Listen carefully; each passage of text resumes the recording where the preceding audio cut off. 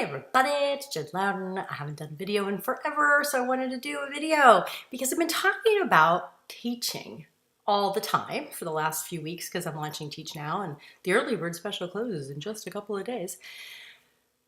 But then I thought, well, why do I teach? Why do I love teaching so much? And it's because I love to learn. And teaching makes you learn deeper. It makes you understand what you're learning because that's the only way you share it with others. So that led me to my reason for making this video. What are 4 things I've been learning lately that you might find useful? Number 1, letting go.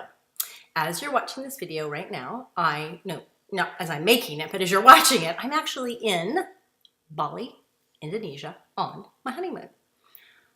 I had to learn to let go and let the launch finish while I was gone. I had to trust that my team could handle it. I've never had a team before. I had to trust that the work that I've done to build a program and write emails and create offers so that you could see what was in the program and if it was for you was enough. And then I have to trust you. So I'm calling it the end of helicopter launching. We talk about helicopter teaching and Teach Now. You know, this kind of, I have to make sure you get it. No, you offer it with love and as much clarity as you can, and then you let go. So I'm doing that. I've been learning that. I think we'll see how it goes. Learning and the outcomes you want are not always the same.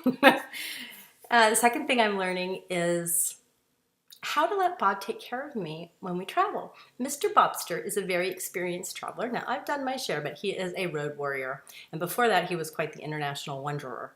So when we travel, he gets very protective. And he tells me things like, did you put your toiletries in the sealed plastic bag? And I used to get pissed about it. If Bob's watching this, he probably knows that. I used to think, oh, he doesn't think I'm a grown-up. I can't take care of myself. Now I say, oh, it's so incredible. I have this experienced husband who wants to take care of me. I'm going to lean back on that. Yeah. So, same content, different interpretation. Number 3, really staying in the growth mindset. Those of you who did the Life Organizer Navigation course with me know that this is one of my favorite books, Mindset by Carol Dweck. Read it. It's incredibly useful as a daily practice to watch where your fixed mindset is, the story that you can't. Get comfortable, get familiar with noticing that, and then begin to notice what's the opposite, which is the growth mindset or the resilient mind, as I call it. So for me, the fixed mindset comes up a lot about I should be able to do things faster and better than I do. And then that feeds into a story of I'm not good enough, right? And so this just happened with the book that I wrote for National Geographic. They're bringing it out in December. It's a guided journal, and it's going to look something like this with really beautiful photographs and quotes. And then every few pages, there'll be a tip or a journaling exercise written by me. Great fun, except I hadn't been edited in years. I was edited, and sometimes I didn't like those edits. And I noticed myself getting into a fixed mindset. Either blame is another way the fixed mindset shows up. They don't get me, this is so boring, they're taking my voice out. Or blame, shame me, I'm not a good enough writer, I can't believe I still write in the passive voice sometimes.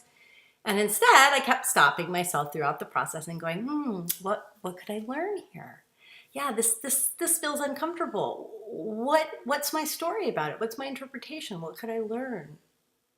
What's most important here? Basically using the tools from the Life Organizer book and course to center, breathe, come into my heart, and then ask a mindful question. Really good stuff.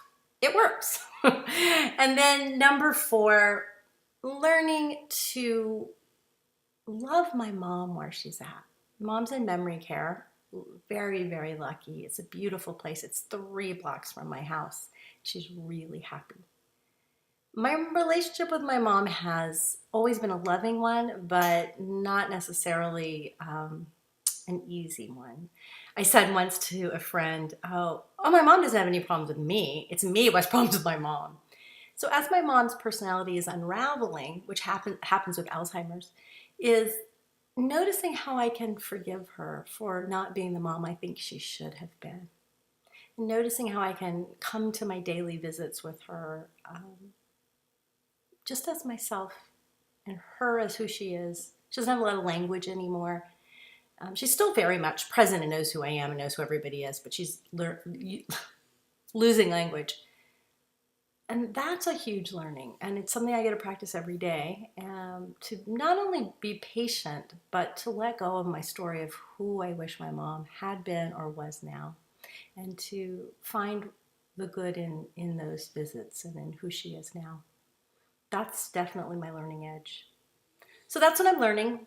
Some of those things I'm teaching, some of those things I'll never teach. Love to hear what you're learning. Promise to check in either from Indonesia or when I get back. It's such a pleasure to be connected with you. I hope to see you in Teach Now or in some other place in the future, including online. Lots of love.